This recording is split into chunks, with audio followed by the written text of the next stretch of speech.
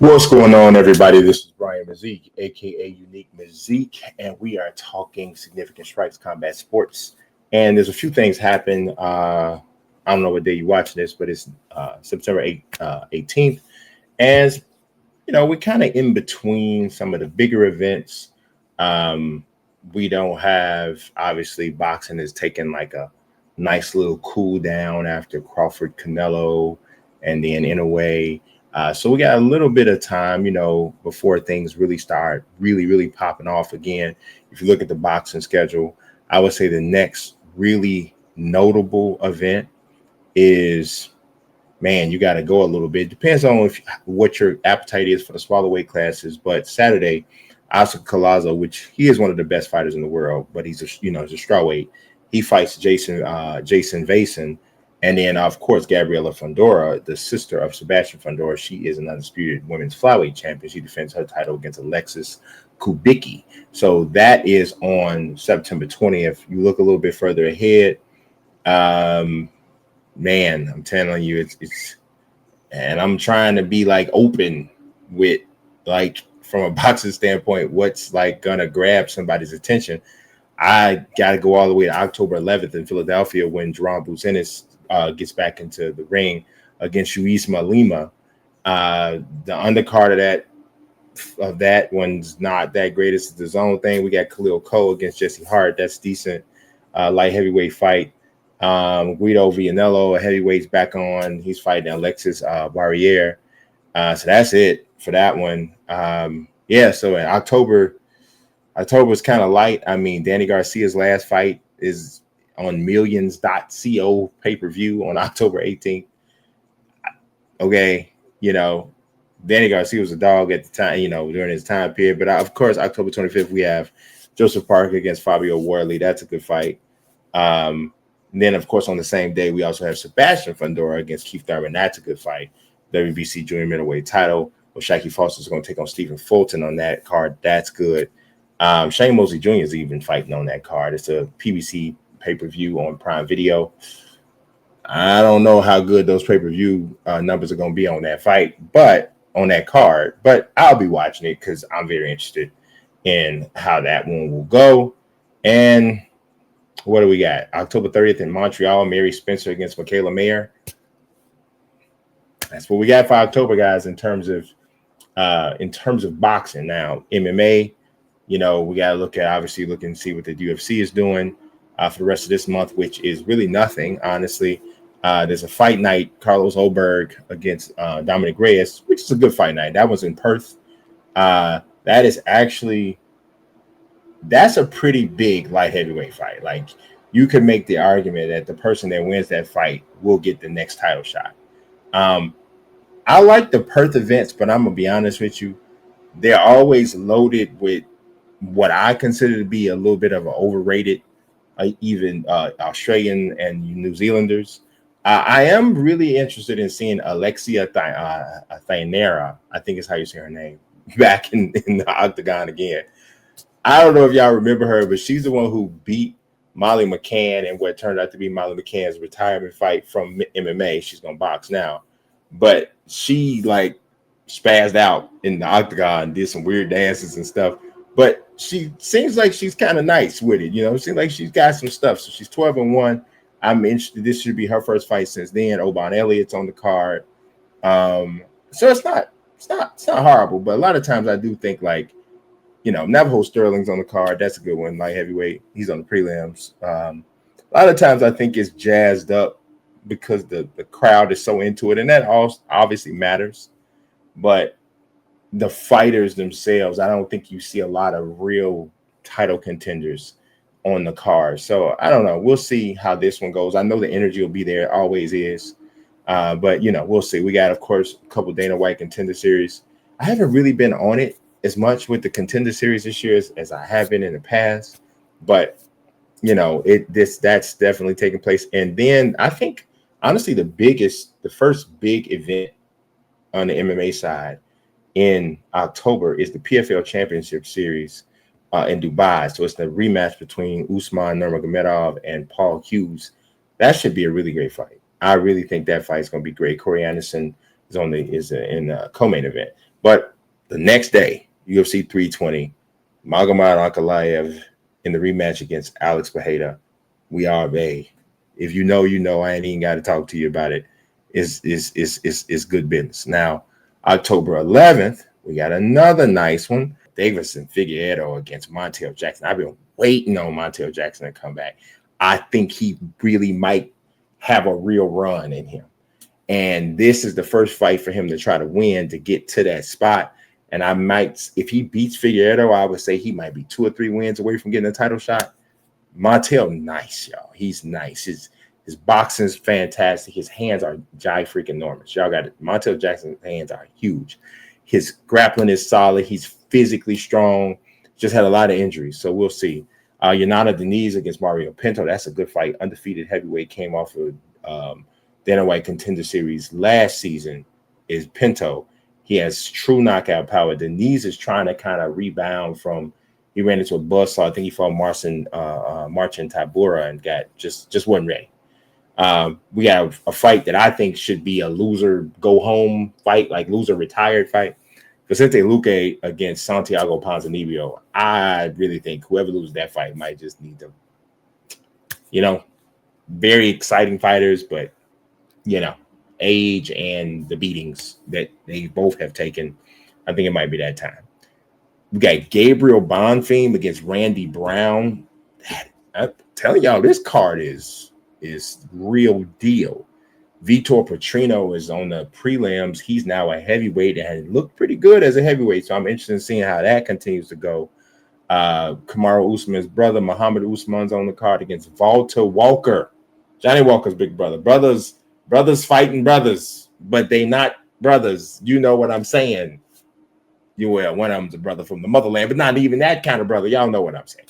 But that fight, it's crazy. Walter Walker has what he got? 3 straight wins by a heel hook. Like, that's an interesting fight, and it's on the prelims. The Brazil card, I'm gonna tell you for real, I think the Brazil card is better than the Perth card. And the Perth card kind of feels like it might be pushed us. I don't know. Maybe they're supposed to be. I don't know. But I think the Brazil card is definitely better. I mean, man, you might even be able to hold the Brazil card up. Not, of course, top level because of Ankalaev or Hayda. But, oh, no, you can't really. I mean, because, of course, you got Marab defending his title against Corey Sandhagen on the same card. Yuri Prochazka against Khalil Roundtree on the card. Josh Emmett against Yusuf Zalal. Abbas Magomedov against Joe Pyfer. And then a Tiba Gaultier. If y'all ain't seen a Tiba Gaultier, that was also last year's Dana White Contender Series. That kid looks scary. I just really hope they don't push him too fast. I think Ozzy Diaz is a good fight for him right now, but he definitely has potential middleweight champion written all over him. We got to see how it keeps going. But, yeah, I'm telling you, he's nice. Edmund Shabazian against Andre Muniz. Chris Gutierrez against Farid Basharat. So I don't know. Man. Of course, the top part of UFC 320 is crazy. But once you start going down a little bit, man, it's different. But it's crazy though. Patchy Mix is on the early prelims on UFC 320. Man, that tell you something about how they felt about the way he lost in his UFC debut. Macy Chiasson against Yana Santos. I don't know. That might have to be it for Yana Santos, too, if she lose. She another one. She right there. You know what I'm saying? We don't know. We'll see. But so that's what we got coming up, in terms of, combat sports. I mean, is there anything else? PFL Africa is on October 18th. It is in Kigali, Rwanda. I got to see who's on that card. Oh, also October 18th, Renier de Ritter against Brandon Allen. I really don't want to see. I'd rather see the Ritter get a different fight, but he's getting Brendan Allen. God, I hope he beats him. I mean, I don't have anything against Brandon Allen, but Brandon Allen, to me, is not a serious title contender. We think RDR might be. So we need to find out, and it would be good for the game. I think if he is, he's a good personality. He's adding layers. It's beyond just the smothering style. He's going for finishes. That's good. Manon Fiora against Josh the Vicious is a good fight too. Women's flyweight. Kevin Holland, Mike Malott is a good fight. That's a good fight. This one's got to be in Canada. Yes, this is in Vancouver. The place is gonna be rocking for that. Aman Zahavi against Marlon Vera. That's a good fight too. There's some good fights coming up, y'all. It really is some very interesting fights coming up. Charles Jourdain is on that card as well. These are interesting fights. We'll see what else we have coming up. Oh, of course. I mean, I guess October is kind of stacked now that I'm looking at it. On October 25th, UFC 321, Tom Aspinall, first time defending the undisputed heavyweight championship against Cyril Gane. That's it feels like a fight that just has to happen, even though I don't think a lot of people think Cyril Gane can beat Tom Aspinall, but it just seems necessary. So it's going to happen. Verna Jandarova against Mackenzie Dern. I think the winner of that, they're actually fighting for the vacant strawweight title that is now vacant because Wei Lee went up to flyweight.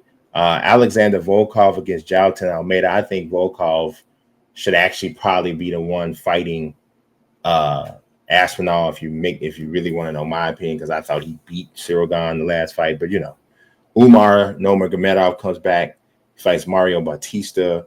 Rakic is back. He got a dog though. Azamat Mirzakhanov is a very, very dangerous striker. I'm talking about you gonna wake up in another room afterwards. So that's gonna be interesting. I think he's gonna knock Rakic out. I'm just saying. I just think he is, but we'll see. Hamdi Abdel Wahab against Chris Barnett. Chris Barnett, we'll see what shape he's in when he gets out there. We'll see. Ikram Alaskarov, who I think is a good fighter, but I think he got pushed too fast. He ended up getting it in with Robert Whitaker. I forget who that was that got hurt, fell out of the fight. He stepped in late notice, fought Robert Whitaker, got destroyed. He just wasn't ready. But I think he's a pretty good fighter, so we'll see what happens. But so I kind of take that back. October is stacked from an MMA standpoint. It's just boxing that is completely stepping off to the side for it. But that's just kind of like the state of things. I want to talk about some specific news that kind of dropped, just some little tidbit stuff here and there. So Jake Paul and MVP signed their first, what I would consider like really noteworthy heavyweight. They signed Nelvi Tiafak, who is a former bronze medalist in the Olympics. And so he was born, I believe, in Cameroon, but he represented Germany in the Olympics. Now, I mean, full-fledged, speak German, the whole nine, right? And so when you hear him talk, you put the face with what's coming out of his mouth, and you're like, whoa, is that the same? Yes, it is the same dude. And so if you're looking at a thumbnail for this video, if it's a separate video, you saw I got him on the screen. Now, let me make an admission. That picture is him, but I kind of altered the face a bit to make it look a little bit more angry for people to click on it. But, he's a big menacing looking dude. But to be honest with you, he really smiles a lot. He don't really look like really super menacing, but he's got a good frame, super long arms. I think his feet are a little choppy, but then again, he's only had one professional fight. He won via second round TKO. It was really weird stoppage because it didn't even look like he stopped the dude. He was fighting a dude named what's his name? Jakub Sosinski. If you want to know what Jakub Sosinski looked like, maybe we can get a picture of him. Jakub Sosinski looked like Lucas Brown and the dude that you fight in the prison fight in Fight Night Champions single player career mode. And when you fight in the neo-Nazis, now I'm not saying Mr. Sosinski is a neo-Nazi, but he definitely looked like if they made a live action version of, I forget what Fight Night Champions single career mode was called, but if they made a real life live action version of it, Jakub Sosinski should be right in the front of the line to play that role because he looked a lot like him. Nonetheless, he got slapped around in the second round. He really was. If you watch the fight, it's on YouTube. He wasn't really there to win. He was just there to be a body. He grabbed Tiafak way more than he tried to actually fight. So it was actually a little tough to see what Tiafoe has. But as an amateur, according to BoxRec, he's 49-19. I only have one knockout in amateurs, which can't put too much stock in that because it's amateurs, and things change. He had, he's, I would say, not fully grown into his grown man weight yet, which is kind of true for a heavyweight. He's only 26, which might seem old when you think about him only having one professional fight, but from a heavyweight standpoint, that's pretty young. He is one of the top young heavyweight prospects, so this is a major signing, honestly, for MVP. Anytime you can sign a compelling heavyweight, it's a big signing for a promotion. So people just need to understand that, because heavyweights automatically have a higher ceiling from a branding, broad sweeping standpoint. People can get mad, they can not like it all they want, but it's true. Heavyweights have a higher ceiling. And so he does have a little bit of a striking look, a little bit to him. So we'll see where it all comes from, where it all goes. He got walked to the ring by a rapper who I think may have been from his home country, not Germany, from Cameroon. So he definitely got a little swag to him, I would say. I don't know if he will connect to an American audience. He might. I don't know. But what does speak every language is knockouts. So if you are getting victories and knocking people out, especially in the heavyweight division, people will know you and people will pay attention. I cannot help for looking at him, seeing if there's some similarities to him to Francis Ngannou, who was also Cameroonian born. I don't see a lot, honestly. Physically, maybe a little bit, some similarities.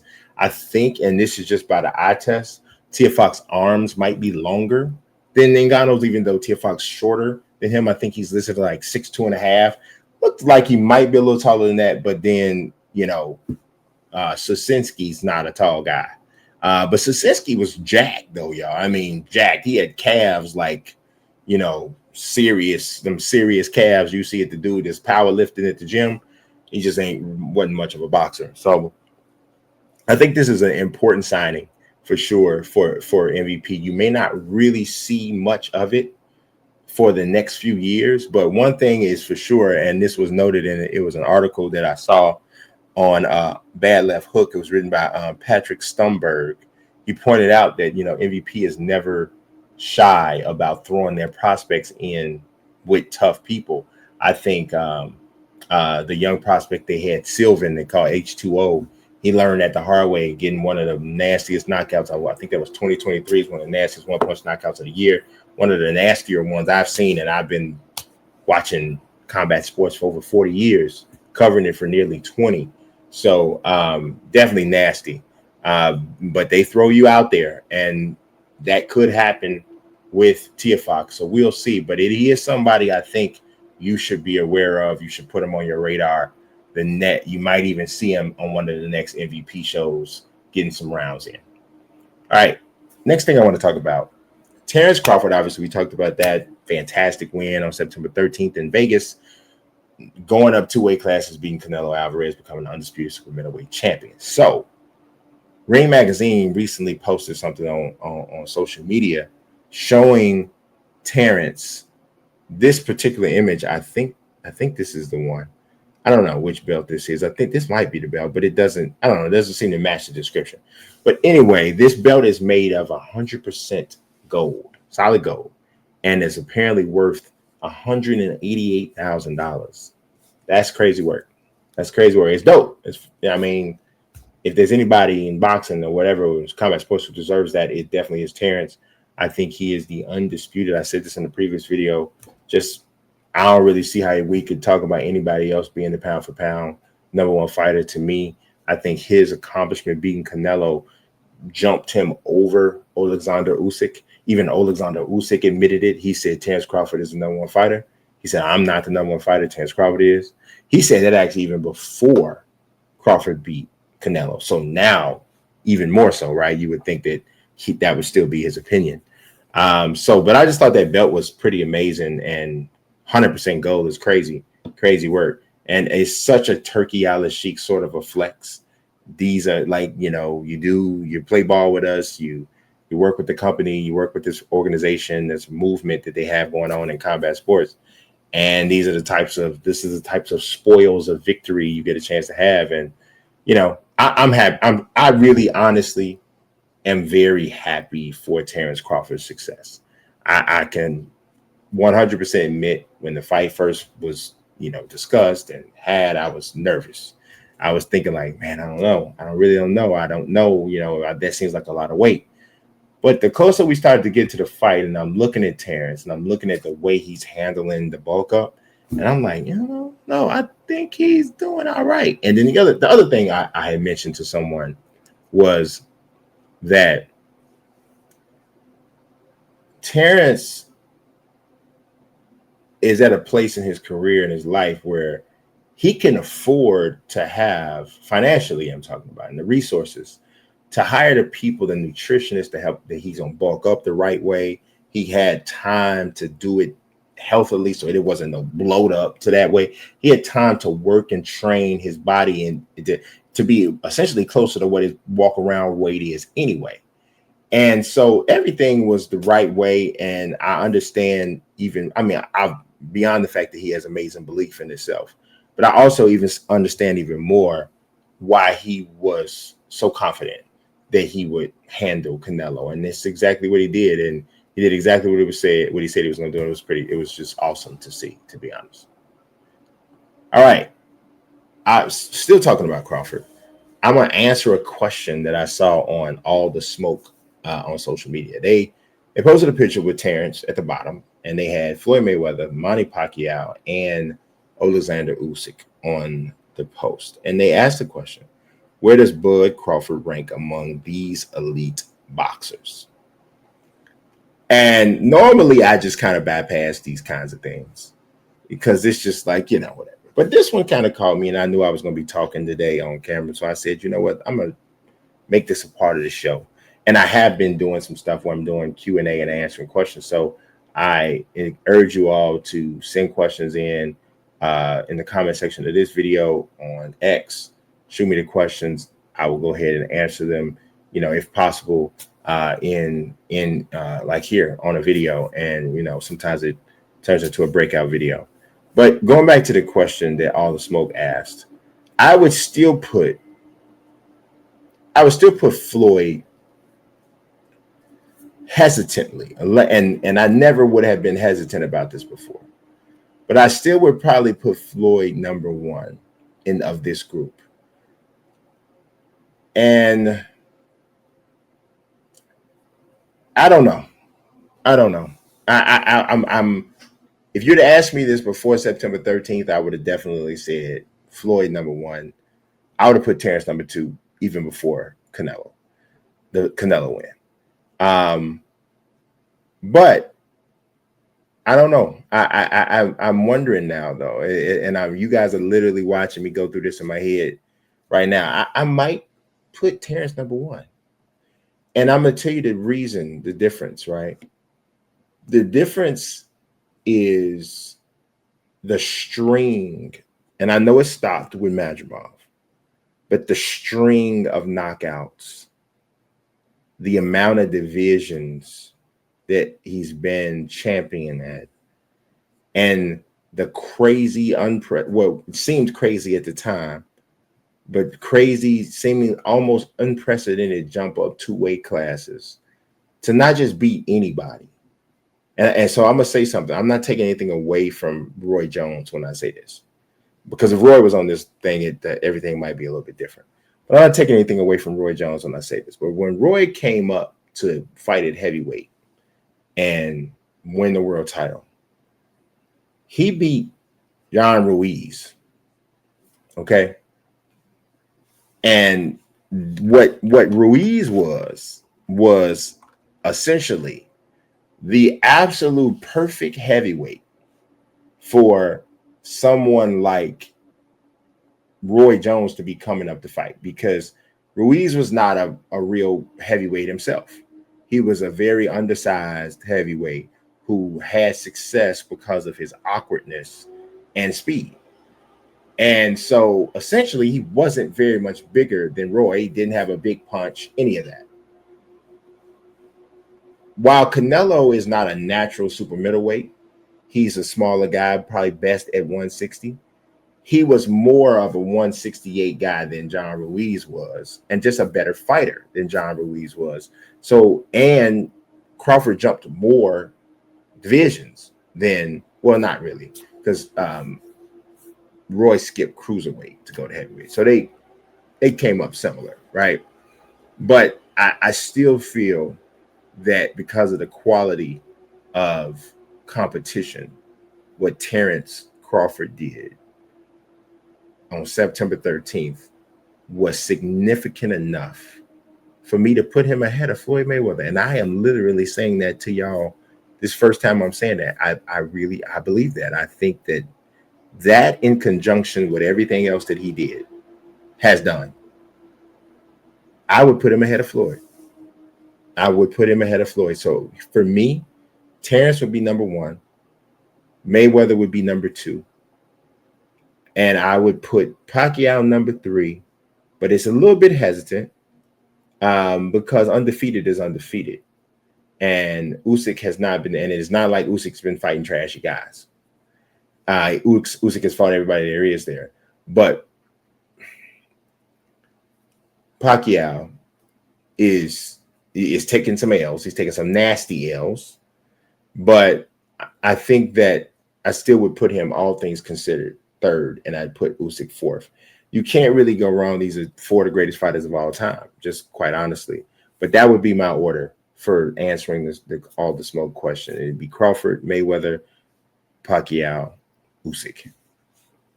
All right, let's still keep it talking about combat sports. The UFC actually, I got to give them some, what they call it, an A for effort. They are trying to do something special with this heavyweight division. And they're trying to do some turnover, right? Get some of the older guys out and bring some of the younger people, some new blood in. So they actually just signed 3 heavyweights.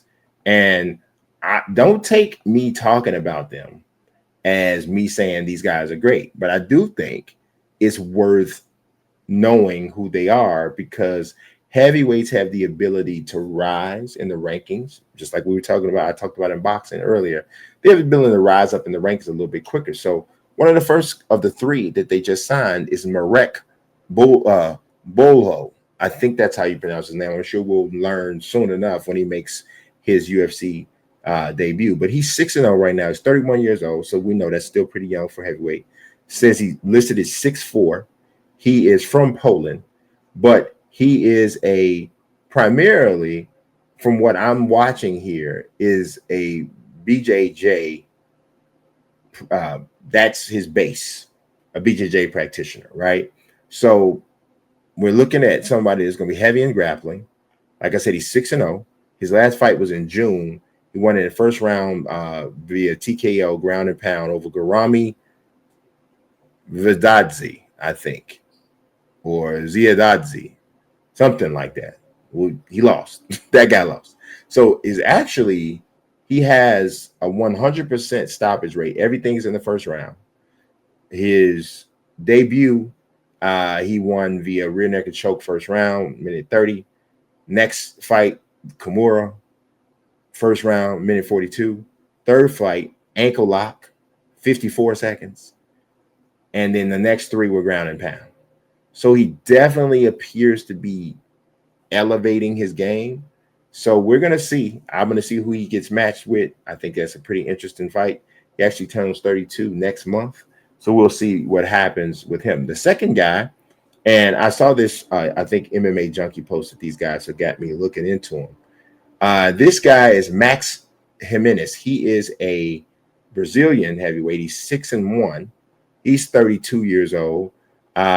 His only defeat in MMA, he got knocked out in first round in Shogun fights by David White. And so that was back in March of 2023. So that's the only L he took. David White, that's interesting because David White's career record is 3-4. So that one's, we'll see. We'll see what happens. But I see quite a few grappling contests on Jimenez's record, and I'm looking at Tapology, so you feel free to check it out yourself.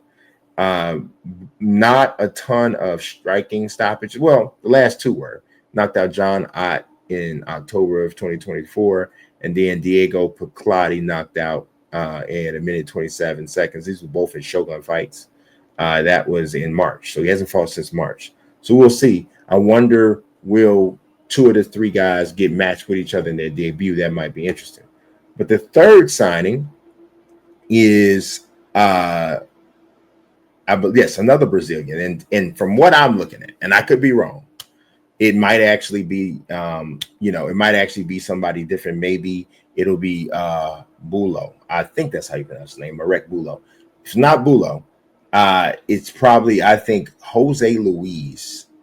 His nickname is Montana. I think that is Portuguese for mountain, I believe. I didn't look it up. Somebody else helped me. But 6'4", he's 6-1, so he has taken a loss. It was a unanimous decision. But when I looked at just the eye test of watching these three in action, absolutely, 100%, Bulo looked amazing and looked very intimidating as a grappler. But Luis has that about him. And he is a big-time grappler. His last 3 victories have been via submission. But the power is absolutely there as well. If his striking can come along, and here's the thing, he's only 29. If his striking comes along, I think he could actually be heard from in the UFC heavyweight division. So keep your eye out for those 3 gentlemen, because we know heavyweights move the needle.